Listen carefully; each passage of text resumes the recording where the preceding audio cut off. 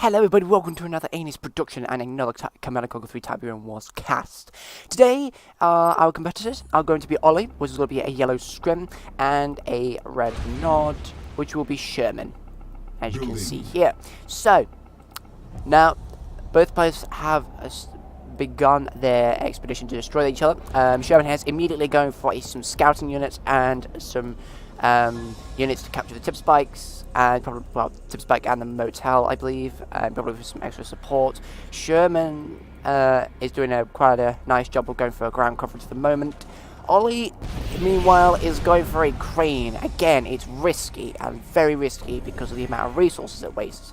But I suppose that is made up because he's straight away going for a blue Tiberium, which unfortunately is currently undefended, so that if Harvester may die quite early on in the game, we don't really know yet. Shurrman hasn't really produced any missile squads yet, so we'll see where this goes.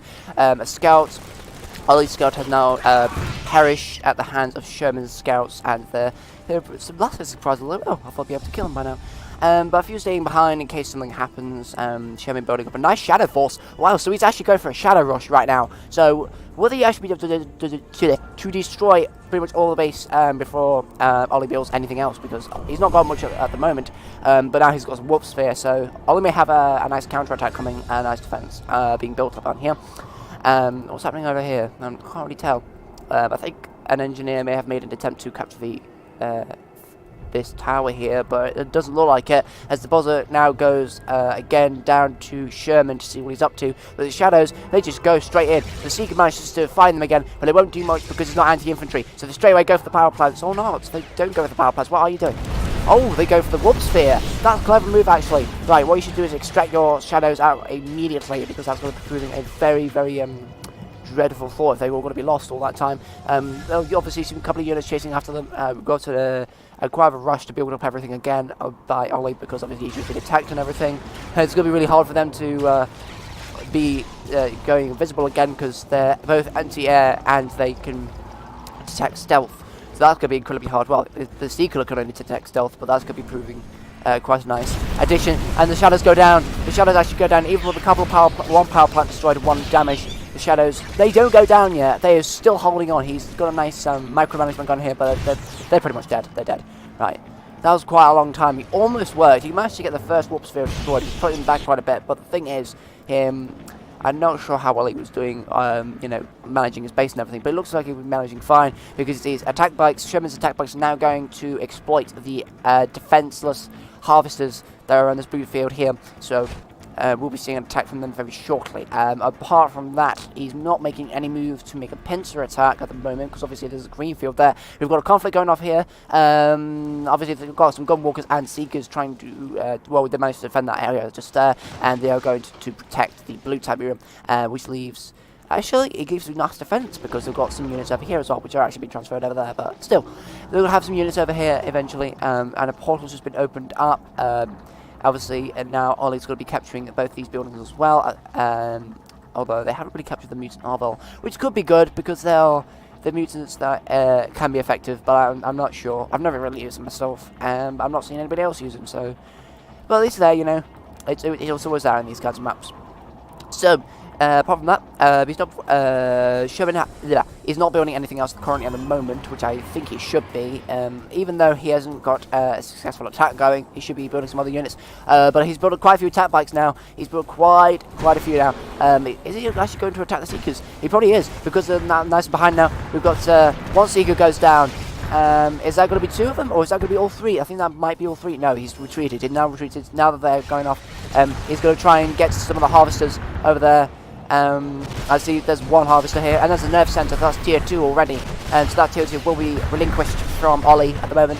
And once that's destroyed, like now, he'll probably go for the harvesters next. So, and then there's kind of an exchange now. Scorpion tanks being produced by Shurrman now, but Olli's massive force at tier 1 force is going to absolutely annihilate these harvesters here. Even with all the vehicles that are on supply at the moment, it's not going to be enough to suppress any of them. And even shredder turrets go up to reduce, you know, stop any infantry that might hold off these units. So even though it's got gunwalkers, that voice break there.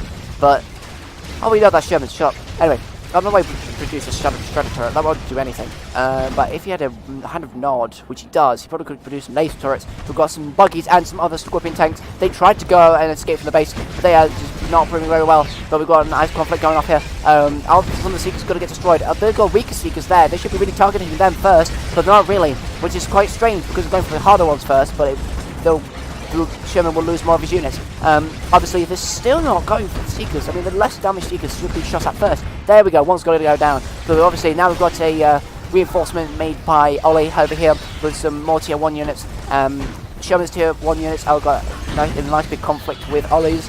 And a nice big conflict going on in the middle here. We can see there's some disintegrators going to this Tiberium field, probably protecting the expansion, possibly. I believe so, because that is equal to both players. But obviously, Shurrman is going straight there after dealing adequately with all this opposition. He's going to go for that Tiberium field because obviously he doesn't want to get the opponent to get the extra resources. But he's got to nicely intimidate him a little bit. Obviously, with some disintegrators, he nicely deals with them. And there's a harvester, which might die. Indeed. Yeah, he will die before he gets to it. Boom. But there's a nice amount of units there. Disintegrators are the things that are pushing all the units back because they don't have enough to deal with them. And if the tanks run over the disintegrators, they'll obviously be damaging the tanks. So that presents quite a nice counter-attack there by Olli. Have we got any tier 2 yet? Has he managed to rebuild the tier 2?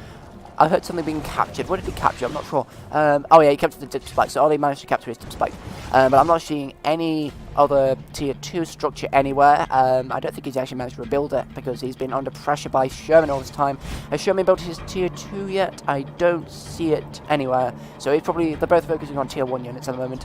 But we'll see if they're willing to upgrade to tier 2 because that will give each of them an advantage, especially if Shurrman can sneak some flame tanks to this refinery and then work his way to the side of the base, especially when there's no unit defending it. That would be he's very vulnerable right now. In fact, both of them are very vulnerable. If they could just sneak some of the units, I mean, there's one power plant that's not being really tended to, and there's a couple more here, but that can be easily dealt with because power plants are in themselves very weak, and there's obviously a refinery that's been partially damaged, or partially destroyed. It has been damaged.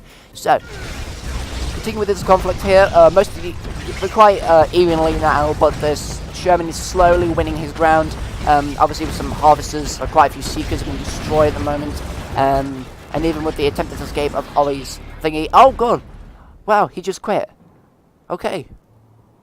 Alright then, that's GG for Shurrman. That was quick.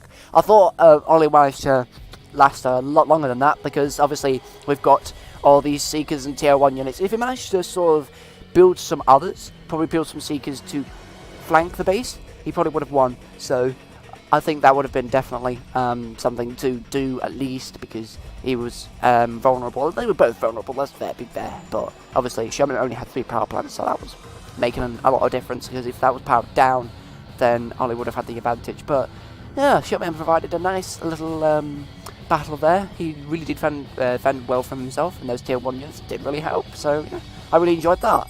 Yes, so thank you very much for watching this little cast of Tiberium Wars. I really did hope you enjoyed, and I will be back to you soon with another Command & Conquer 3 cast. Goodbye.